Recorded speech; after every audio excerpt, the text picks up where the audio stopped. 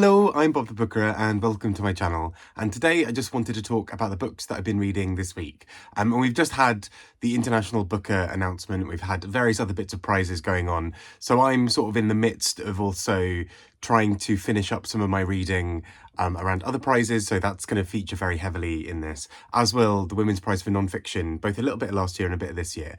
So let's get chatting a little bit about those. And I hope you're having a really good week. First up, and I'm just realising now how electrified my hair looks in all of this. First up, I wanted to speak about this book here, Briefly Very Beautiful by Dineen. And I did this as a buddy read, which is the first one I've done in quite a while, actually. It's been good, with Mavi Reads. And it was really fun just to kind of actually talk about a book with somebody that isn't just me talking to my phone or as part of a book club. So yeah, really, really exciting. And I mean, at the same time, the book is quite an interesting one because this and the next one I'm going to talk about are both from the climate fiction long list. And so the books naturally are about some quite dark topics because, you know, talking about the sort of the collapse of the climate is not really, doesn't really lend itself to cheery fiction. And this book is in some ways no exception. So Briefly Very Beautiful looks at a sort of in some ways post-apocalyptic, although maybe that's too strong a word for this, but at a world where we are in climate collapse and climate catastrophe, and where as a result we are going through the kind of what that looks like next for humanity. And so a big part of what happens in this book is a group of characters, particularly a mother and her family, trying to just work out how to survive and how to best get through things. And that takes several forms, some of which are maybe more expected in terms of, you know, what things are and aren't available, that coffee immediately becomes this weird luxury thing because who has need for that when you're barely able to get water? But it also does all these other things around some kind of more unexpected things. So essentially, something that really stuck in my mind, because I thought was a really interesting take, was taking the idea of almost incels, of people, you know, men who are barely disguising their misogyny and are kind of angry at the world, and how that looks under a situation of climate catastrophe. Because in this scenario imagined in the book, Dineen creates this set of men who essentially don't know where to place that misogyny and don't know where to place their anger and terror at the downfall of the world. And so they start to almost overly worship Mother Earth as this celestial spiritual body who, yeah, they worship, but they worship in a, I'll let you read it in the book, but in a particularly sexual way, I guess. And so it's this very strange concept, but I thought that was really clever as a small detail thrown in as to how actually these little intricate things might come up, that people's behaviors might start becoming even more detached from what we currently recognize in a situation where somebody is, you know, where the end of the world is nigh. And so I thought this was really interesting. I occasionally sort of, it maybe fell down into some more kind of tropey bits for me personally, but I also thought it was just interesting overall. And I think particularly at writing the absolute terror of what it might look like to be in a climate catastrophe, I thought this did really, really well. Next up, The Morningside by Téa Obreht. And this I thought was really interesting in a very similar way. So this book also looks at a sort of climate catastrophe future world, and where everything is sort of a bit more broken down. But what I thought was really clever about how this book integrated it is it brought in parallels from current things within the world. So right from the beginning of this book, we have a mother and daughter who speak a secret language, or sort of their own language that they don't speak to anybody else outside, that they call ours, as in O-U-R-S. And they talk about, you know, well, we only speak ours when we're inside. We don't speak this with anybody else.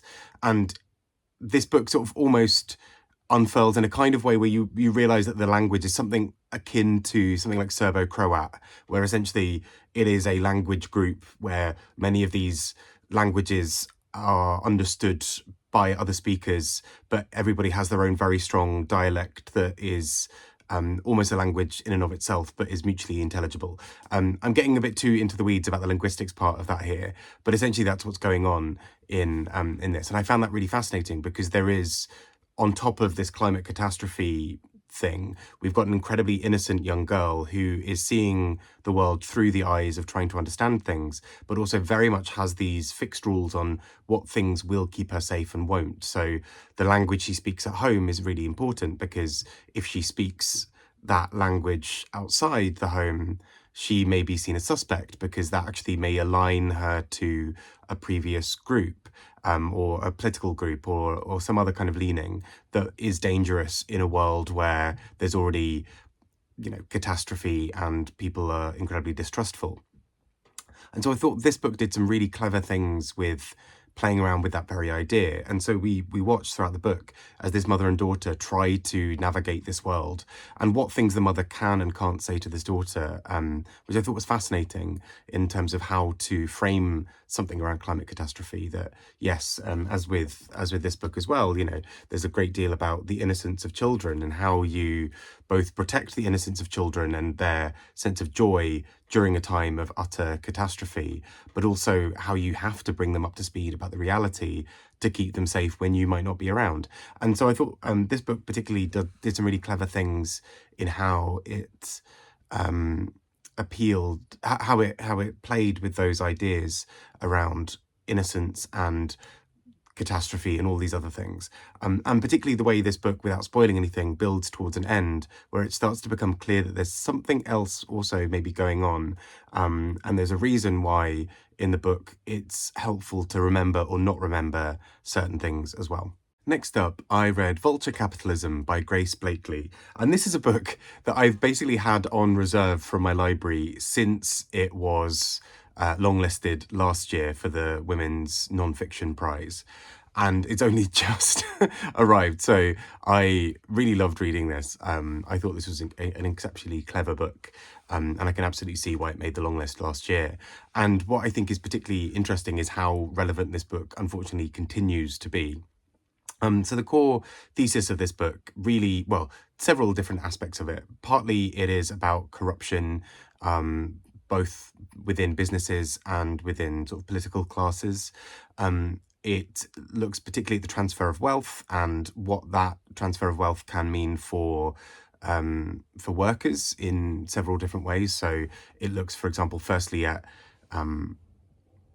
workers directly working in industries where wealth is being transferred. There are people on sort of very, very high bonuses at the top, and maybe the workers who contribute to a lot of that not necessarily being part of that as well. So that's one aspect of it. But it also looks at kind of consumer patterns and how consumers are trapped within various parts of that machinery, and equally how government influence has an impact on that as well. So quite a few bases that are being covered all at once in this really fascinating book, and very, very strongly argued, very clearly very researched and well thought out. And I found it really interesting, particularly given the world in general. And obviously, this book is only a year and a bit old, but what I think is really interesting is how so many things that have happened in the last few months have also really exposed what that might also look like for many people, and how some of these issues are still just as entrenched as ever. And so although corruption is something always obviously worth tackling, there is an extra resonance being given to it now. So yeah, this is a really sort of very of the time book in many ways. And I found it so fascinating the way this book creates its argument and follows through. Particularly, Grace Blakeley is from the UK, and so a lot of the examples are from the UK, with some in the US and some more broadly as well. But particularly from a UK angle, I found so much of it really fascinating for so many things that we perhaps take as given, or perhaps don't necessarily always see as part of the kind of infrastructure around us. So yeah, I thought this is a very powerful book, and I can totally see why it made the long list last year. And last but not least, I read By the Fire We Carry by Rebecca Nagle. And this is a book that is about Native American or kind of indigenous people's land. And I found this really fascinating in so many ways. This is longlisted for the Women's Prize for Nonfiction this year. And I think it's just such a fantastic and well-researched and well-thought-out piece of writing. Topics like this can obviously feel incredibly intimidating and weighty, and also quite dense in terms of the level of context and knowledge needed. And I think this book is incredibly good at laying that out in a way that makes a lot of sense and is very, very readily accessible.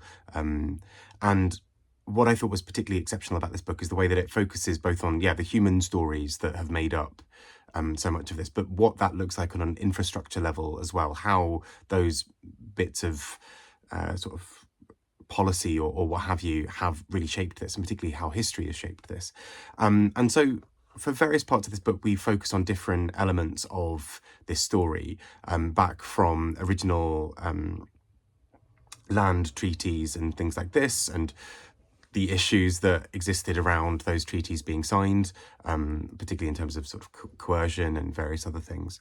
But it also looks at more modern arguments relating to those. So, for example, there's one part of the book that talks about where a legal case is brought about an incident that's happened. And in order to solve this case properly, and in order to hopefully achieve justice, so many different elements have to go into this of, well, did this thing happen on native land? If it did happen on this piece of land of Indian country, as it's referred to legally, if it did, then actually this person can't be prosecuted by the courts in this place. It would have to be by native sort of justice methods. But then this piece of land and whether this belongs to quote unquote Indian country is also something that is up for debate, because that very much relies on, did this person pass it on to this person at this time when this law was in place? And if so, then this thing applies, but if not, then this other thing applies. And it's really intricate and incredible to see, but also terrifying, because that sort of means that for many people, you can't really form full decisions on some of these things without going through multiple layers of convoluted pieces of policy or legislation around who gets to decide what things about what piece of land and when. And so I think this thesis of the whole book is really examining just how complex and thorny that is, in a way that often is to the detriment of native and indigenous peoples. And it's absolutely fascinating because, particularly, being from the UK, this is not something we grow up with in quite the same way as if you are in, for example, North America or even South America, where indigenous land and indigenous peoples are a fundamental part of this conversation. Whereas obviously for the UK, we don't have quite the same muscle memory of it. And so it's fascinating to see what this looks like. And particularly this book, I think, is so well reasoned and so well argued at unpicking what some of those things actually look like practically on the ground. What does a piece of policy or legislation or a treaty from 300-400 years ago, how does that decision influence somebody now? And how can we achieve justice in a setting where that is the case? So I think this book is fantastic, and I think just such a brilliant piece of writing. And I'm really delighted that a book like this is getting a bit of love from the Women's Prize nonfiction long list as well. I've read one other. I would very happily see this on a shortlist based on just the quality of this writing. I think I'd love to read more. But yes, I just think this is a really, really bold and brilliant piece of writing. So those are the books I've been reading this week. I hope you're keeping really well. Things are about to get a little bit more international booker flavoured, but hopefully I'll still be reading enough other stuff to balance that out, so it's not just constant international booker. But really excited for a lot of the reading that's ahead. The international booker list, I think, looks fantastic, so I'll be getting stuck into that. I've still got, I think, another book from the climate fiction long list and a couple of others from various other prizes and bits and bobs, not to mention the book project as well. So yeah, I'll get on some of those at some point. I hope you're keeping really well. Take care and have a fantastic week. Bye-bye.